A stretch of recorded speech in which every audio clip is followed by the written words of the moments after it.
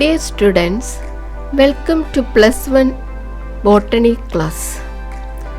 ഇന്ന് നമുക്ക് ബയോളജി പാഠപുസ്തകമെന്ന് പരിചയപ്പെടാം. സുവോളജിക്കും ബോട്ടണിക്കും കൂടി ഒരു പാഠപുസ്തകം തന്നെയാണുള്ളത്. അതിൽ 5 യൂണിറ്റുകളിലായി 22 ചാപ്റ്റേഴ്സ് ഉണ്ട്.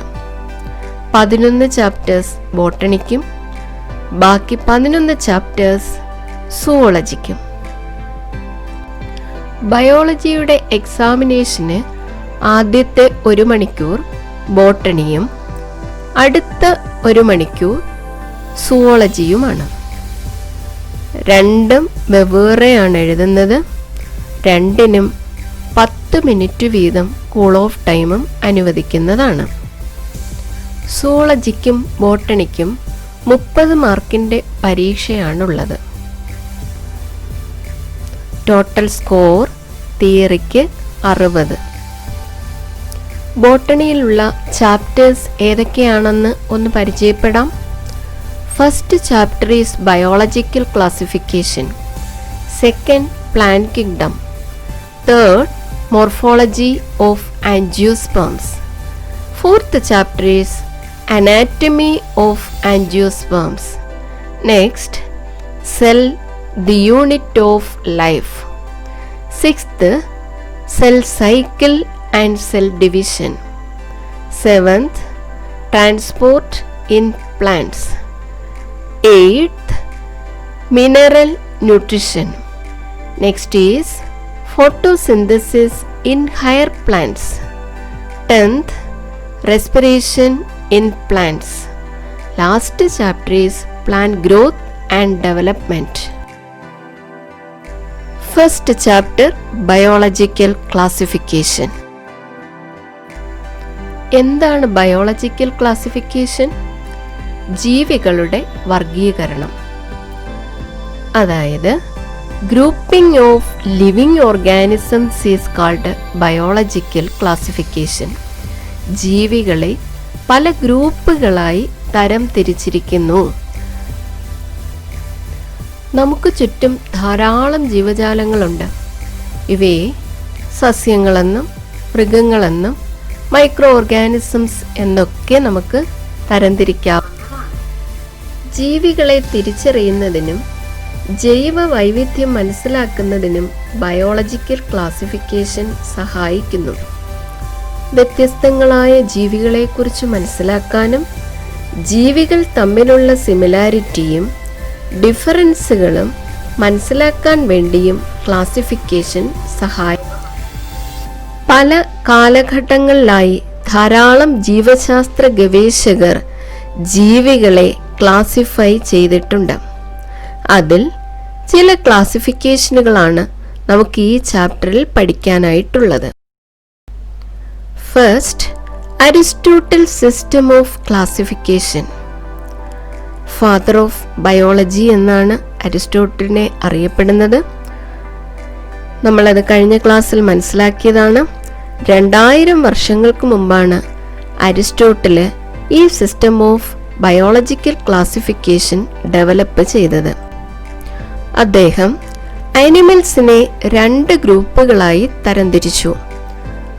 Red blooded animals and animals without red blood. ചുവന്ന രക്തമുള്ള ആനിമൽസ് എന്നും ചുവന്ന രക്തം ഇല്ലാത്തവയെന്നും. പ്ലാന്റ്സിനെ 3 ഗ്രൂപ്പുകളായി തിരിച്ചു. Trees, shrubs and herbs. Swedish ബൊട്ടാണിസ്റ്റും സുവോളജിസ്റ്റും ഫിസിഷ്യനുമായിരുന്ന കോൾ ലിനേയസിൻ്റേതാണ് അടുത്ത ക്ലാസിഫിക്കേഷൻ. അദ്ദേഹത്തിൻ്റെ classification 2 kingdom system of classification എന്നാണ് അറിയപ്പെടുന്നത്. ലിവിങ് ഓർഗാനിസംസിനെ അദ്ദേഹം 2 കിങ്ഡമായിട്ടാണ് ക്ലാസിഫൈ ചെയ്തത്. പ്ലാന്റ്സിനൊരു കിങ്ഡം, ആനിമൽസിന് രണ്ടാമത്തേത്. Kingdom plant and kingdom animalia. Binomial nomenclature introduce ചെയ്തതും കോൾ ലിനേയസ് തന്നെയാണ്.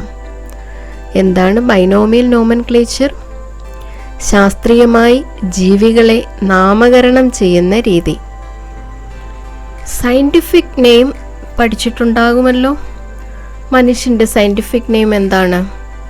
Homo sapiens. അതിൽ ഹോമോ എന്നത് ജീനസ് നെയിമും സാപ്പിയൻസ് എന്നത് സ്പീഷീസ് നെയിമുമാണ്. അപ്പോൾ ബൈനോമിയൽ നോമൻക്ലേച്ചറിൽ ജീനസ് നെയിമും ഉണ്ടാകും, സ്പീഷീസ് നെയിമും ഉണ്ടാകും. 2 പേരുകൾ. ഈ 2 പേരുകൾ ചേർന്നാണ് ഒരു ജീവിയുടെ സയൻറ്റിഫിക് നെയിം എന്ന് പറയുന്നത്. എന്താണ് ചെമ്പരന്തിയുടെ സയൻറ്റിഫിക് നെയിം? ഹിബിസ്കസ് റോസ സൈനൻസിസ്. നമ്മൾ ചെമ്പരന്തി എന്ന് പറയും. ഇംഗ്ലീഷിലാണെങ്കിലോ ഷൂ ഫ്ലവർ. ചൈന റോസ് എന്ന് പേരുണ്ട്. അങ്ങനെ പല ഭാഷയിൽ പല പേരുകളാണ് ഒരേ പ്ലാന്റിന് അറിയപ്പെടുന്നത്. അതുപോലെ പല സ്ഥലങ്ങളിലും പല പല പേരുകളിൽ വിളിക്കപ്പെടുന്നു. എന്നാൽ സയൻറ്റിഫിക് നെയിം ലോകത്തെല്ലായിടവും ഒന്ന് മാത്രമേ ഉണ്ടായിരിക്കുകയുള്ളൂ. ബൈനോമിയൽ നോമൻക്ലേച്ചർ ഇൻട്രൊഡ്യൂസ് ചെയ്ത ലിനേസിനെ ഫാദർ ഓഫ് മോഡേൺ ടാക്സോണമി എന്നാണ് അറിയപ്പെടുന്നത്. ലിനേസിന്റെ 2 കിങ്ഡം ക്ലാസിഫിക്കേഷന് ചില ന്യൂനതകളുമുണ്ട്. എന്തൊക്കെയാണെന്ന് നോക്കാം. Drawbacks of 2 kingdom classification.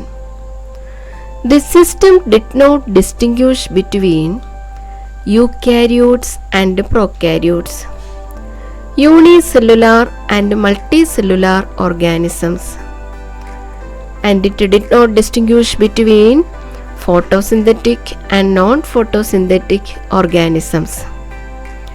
Next, a large number of organisms did not fall into either category. എന്താണ് പ്രൊക്കാരിയോട്ടിക് സെല്ലും യൂക്കാരിയോട്ടിക് സെല്ലും തമ്മിലുള്ള വ്യത്യാസം? പ്ലാന്റ് സെൽസിൻ്റെയും ആനിമൽ സെൽസിൻ്റെയും ഒക്കെ സ്ട്രക്ചർ നിങ്ങൾ പഠിച്ചിട്ടുണ്ടാകും. പ്ലാന്റ് സെൽസിൻ്റെയും ആനിമൽ സെൽസിൻ്റെയും ഒക്കെ സ്ട്രക്ചർ പരിശോധിച്ചാൽ വ്യക്തമായ ഒരു ന്യൂക്ലിയസ് ഉണ്ടായിരിക്കും. ഒരു മെംബ്രെയിൻ കൊണ്ട് പൊതിഞ്ഞ ഒരു ന്യൂക്ലിയസും അതുപോലെ തന്നെ മെംബ്രെയിൻസ് കൊണ്ട് പൊതിഞ്ഞിട്ടുള്ള endoplasmic reticulum, mitochondria, Golgi bodies, lysosome മുതലായ സെൽ ഓർഗനലൈസും ഉണ്ട്. ഇത്തരം സെൽസിനെയാണ് യൂക്കാരിയോട്ടിക് സെൽ എന്ന് പറയുന്നത്. ആനിമൽസിനും പ്ലാന്റ്സിനും ഫംഗസിനുമൊക്കെ ഇത്തരം യൂക്കാരിയോട്ടിക് സെൽസ് ആണുള്ളത്. എന്നാൽ ബാക്ടീരിയയുടെ സെൽ പരിശോധിച്ചു കഴിഞ്ഞാൽ വ്യക്തമായ മെംബ്രെയിൻ കൊണ്ട് പൊതിഞ്ഞിരിക്കുന്ന ഒരു ന്യൂക്ലിയസ് ഉണ്ടായിരിക്കുകയില്ല. പകരം നേക്കഡായിട്ടുള്ള നഗ്നമായ ഒരു DNA സ്ട്രാൻഡാണ് അവിടെ കാണുന്നത്. സൈറ്റോപ്ലാസത്തിൽ മൈറ്റോകോൺട്രിയ, എൻഡോപ്ലാസ്മിക് റെറ്റിക്കുലം മുതലായ മെംബ്രെയിനിയസ് സെൽ ഓർഗനലൈസും ഉണ്ടായിരിക്കുകയില്ല. ഇത്തരം സെൽസിനെയാണ് പ്രൊക്കാരിയോട്ടിക് സെൽ എന്ന് പറയുന്നത്. ലിനേസിന്റെ ക്ലാസിഫിക്കേഷനിൽ പ്രൊക്കാരിയോട്ടിക് ഓർഗാനിസംസും യൂക്കാരിയോട്ടിക് ഓർഗാനിസംസും ഒരേ ഗ്രൂപ്പിൽ തന്നെയാണ് ഉൾപ്പെടുത്തിയിരിക്കുന്നത്. പ്രൊക്കാരിയോട്ടിക് സെൽസും യൂക്കാരിയോട്ടിക് സെൽസും തമ്മിലുള്ള ഡിഫറൻസ് ഒന്ന് വായിച്ചു നോക്കിക്കോളൂ. The 2 kingdoms classification did not distinguish between unicellular and multicellular organisms. എന്താണ് യൂണിസെല്ലുലാർ ഓർഗാനിസം? ഏകകോശ ജീവികൾ. യൂണി മീൻസ് 1, ഒറ്റ കോശം മാത്രമുള്ള ജീവികൾ, അമീബ, ബാക്ടീരിയ മുതലായവ. Multi means many, organisms that are made up of more than 1 cell, that is multicellular organism. Photosynthetic and non photosynthetic ഓർഗാനിസത്തെയും distinguish ചെയ്തിട്ടില്ല 2 കിങ്ഡം ക്ലാസിഫിക്കേഷനിൽ. എന്താണ് ഫോട്ടോസിന്തസിസ്? ഗ്രീൻ പ്ലാന്റ്സ് കാർബൺ ഡൈ ഓക്സൈഡും വാട്ടറും ഉപയോഗിച്ചുകൊണ്ട് സൺലൈറ്റിൻ്റെ സഹായത്തോടുകൂടി ഷുഗർ അല്ലെങ്കിൽ ഗ്ലൂക്കോസ് സിന്തസൈസ് ചെയ്യുന്ന പ്രോസസ്സാണ് ഫോട്ടോസിന്തസിസ്. ബൈ പ്രോഡക്റ്റായിട്ട് ഓക്സിജൻ ഉണ്ടാകുന്നു. ഗ്രീൻ പ്ലാന്റ്സിനല്ലാതെ മറ്റുള്ള ജീവികൾക്കൊന്നും തന്നെ ഫോട്ടോസിന്തസിസിനുള്ള കഴിവില്ല. ഫംഗസുകൾ, ആനിമൽസ് ഇവയൊക്കെ നോൺ ഫോട്ടോസിന്തറ്റിക് ആയിട്ടുള്ള ഓർഗാനിസംസ് ആണ്. ഫംഗസിൻ്റെ ചിത്രമാണ് ഈ കാണുന്നത്. മൈക്രോ ഓർഗാനിസംസ്, ലൈക്കൻസ് തുടങ്ങി ധാരാളം ജീവികൾ 2 കിങ്ഡം ക്ലാസിഫിക്കേഷനിൽ ഉൾപ്പെട്ടിട്ടില്ല. ഇതും 2 കിങ്ഡം ക്ലാസിഫിക്കേഷൻ്റെ ഒരു ഡ്രോബാക്കാണ്.